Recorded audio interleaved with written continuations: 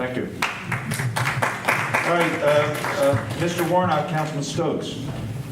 This kind of ties into the earlier issue. How will you encourage and develop a system of accountability for the municipal workforce to assure that they respond to citizen complaints professionally and in a consumer-friendly manner? Wow. Well, I heard you all laughing out there because we know that that's exactly what is going on right now.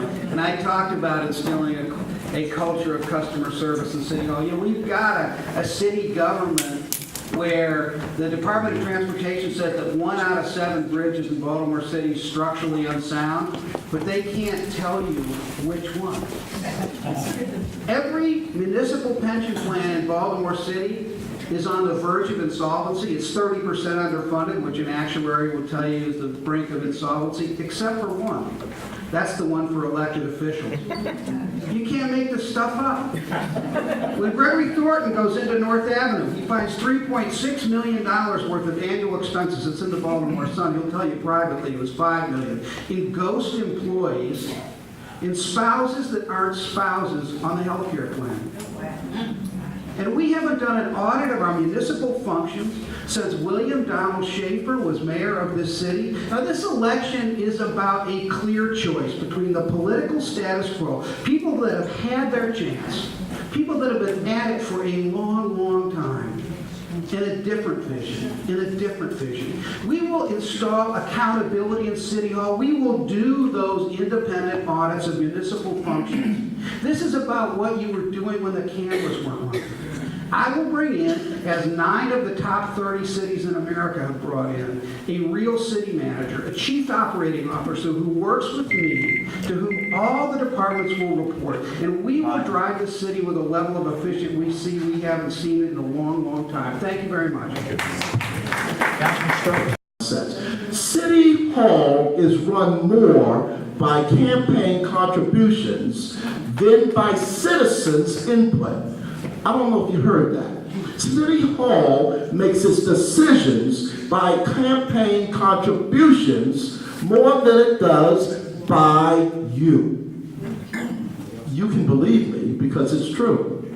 This is not Wikipedia. It's true.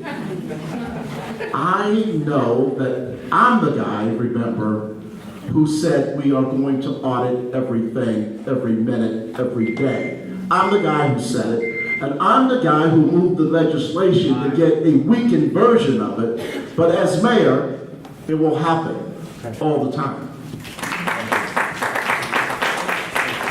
All right, this is the last question, and it's several of our community associations have been forced to create their own vacant property databases, assessment maps, and reporting systems just to track problems with vacant properties in our neighborhoods and try to resolve problems because the city agencies are not able to identify and track and resolve these issues.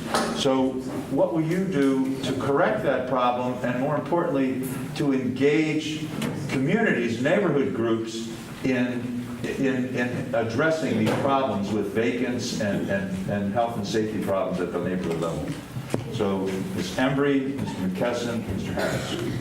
Baltimore City used to be a leader in the use of technology. We created CityStat, and we were one of the first cities to adopt the 311 system.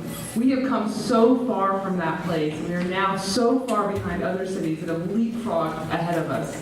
And that's because of poor management, poor vision, and poor utilization of all the really, really smart, effective tech thinkers and programmers across the city.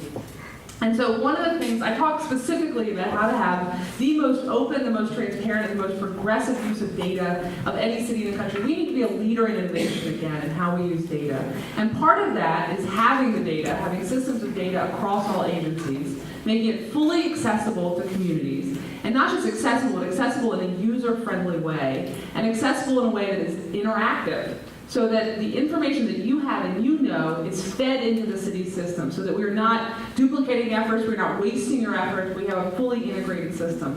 Other cities have done this. It is effective, and it is efficient, and it's something we are so far behind on. But I also talk about transparency and the fact that we have one of the least transparent city governments in the country.